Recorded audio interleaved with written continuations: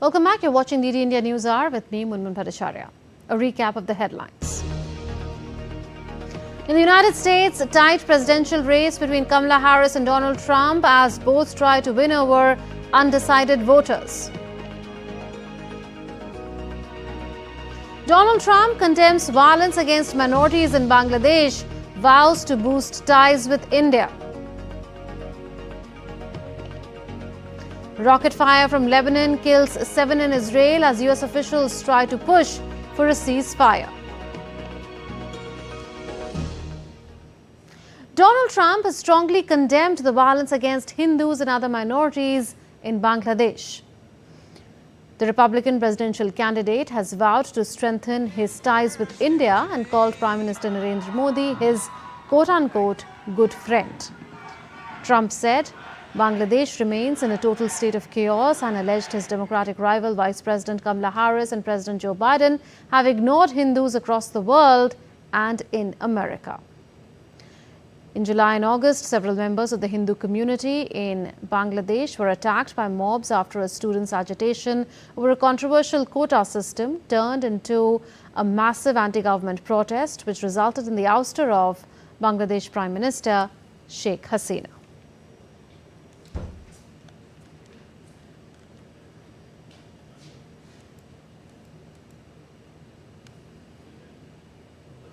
And joining us for perspective now is Ambassador Pinak Ranjan Chakravarti, former Indian High Commissioner of India to Bangladesh. High Commissioner, such a pleasure to have you on DD India. Well, Trump is echoing India's concerns on the state of minorities in Bangladesh. Bangladesh, you would recall, saw more than 2,000 incidents of communal violence against religious minorities in just 16 days. We saw that from the 4th to the 20th of August. It is interesting what Trump has said, given that the UK and US have otherwise adopted a different stance towards, as far as, compared to India, towards the Hasina government and Bangladesh as a whole. So what do you make of the state of minorities there under the interim government? Well, it's a recurrence of something that we have seen over the last so many years since the partition of 1947. There have been spikes in atrocities on Hindus.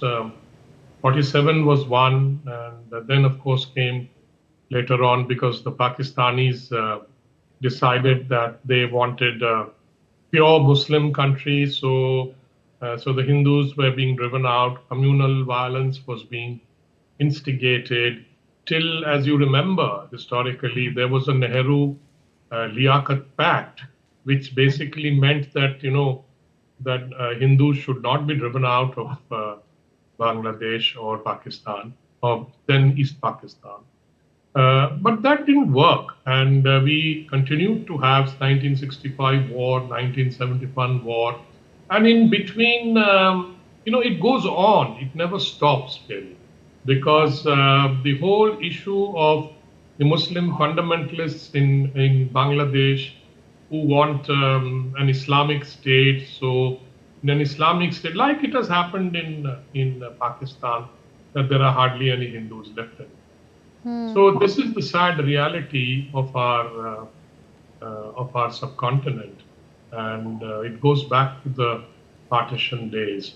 And even during Hasina's time, we have seen Hindus coming in less numbers, in a trickle, because somebody in Bangladesh wants to grab their land and etc. So they are threatened, and their women folk are threatened and sometimes kidnapped, raped and converted. So that's the kind of thing we have seen in both Pakistan and now Bangladesh. Okay. Taking that point further, Islamist hardliners have been emboldened by Hasina's exit, we are seeing, and some want even an Islamic caliphate established in Bangladesh. The law and order situation remains tenuous, to put it in soft words. Police officers fear for their own lives. They fear retaliatory action. Protests are taking place still because they are now calling for the ouster of the Bangladesh president. Could there be then further backsliding into chaos? Or do you think these promised reforms that have been promised by the Muhammad Yunus interim government will make a difference going forward? I think reforms is a good slogan, but whether they will actually happen or not is anybody's guess. There are six reforms commissioned. It's easy to talk about reforms and put things on paper, but how do you implement them? There is no legislative, backup to this. After all, this is an unelected government, and it has no constitutional status. So all that they are trying to do is basically to appease the students, the Jamatis, the Islamists who had infiltrated the students' movement and converted it with foreign help, particularly American help, into a regime change operation. That is a fact. It has all come out. So whether these reforms will work or not, I am a bit doubtful. They might come up with, reports of reforms. They said about 3 months. So let's see what reforms. But unless the reforms are embedded in the Constitution, and that Constitution needs to be passed by a 2/3 majority in Parliament, then only it will become viable or legal. At the moment, these are all, on paper. Right. Taking that point further, alongside a focus on law and order, another priority is managing the country's growing economic crisis. The numbers have just come in for the April to June quarter, and we are also seeing rising inflation, and that's led to increased fuel and food prices and a stagnant private sector. Will it be a long haul? Of course, it's going to be a long haul. The kind of violent regime change that has happened, and and also the attacks on the Hindus, which, by the way, has gone up to more than 4,000 incidents. They are still documenting it, and it keeps happening every day. Some charge is made against somebody, and Hindus are harassed, picked up, arrested. And of course, they are being systematically weeded out of the administration also.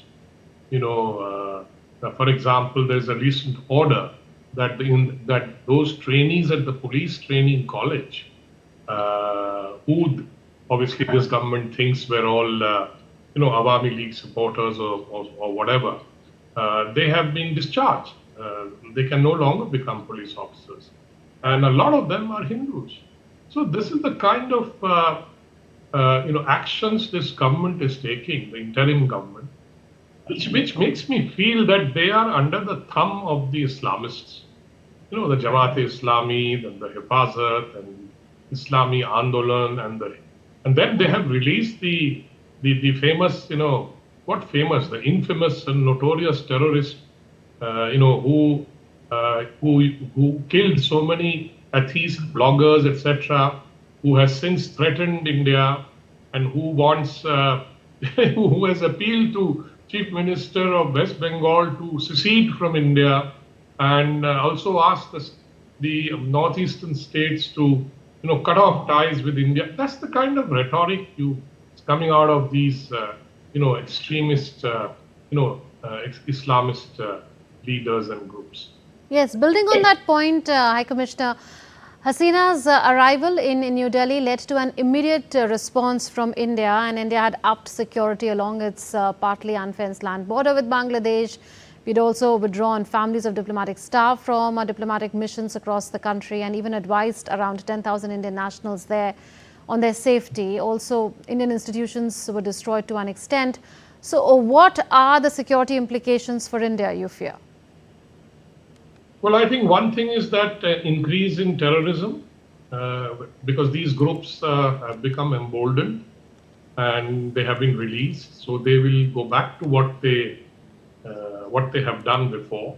And under Hasina, they were under check. Many of them had been convicted and imprisoned. Now they have been, released by this government. What does it indicate? It indicates that this government feels that they were innocent or whatever. And then they will go back to what they were trying to do earlier. So we have to be very careful. I foresee an increase in terrorism from Bangladesh, infiltration also for that purpose. And we have to therefore be very, very, very, very vigilant at the border. And we must use all means at our command to ensure that this kind of infiltration does not take place. they may already have sleeper cells in India. Hence, all the states in India must be very vigilant. Okay. And they have to go after, based on information against any these illegal Bangladeshis who live and work in India, because they may be part of the sleeper models of these groups. Okay, so serious security implications for India. We leave it at that. High Commissioner Pinak Ranjan Chakravarti, pleasure to have you on DD India.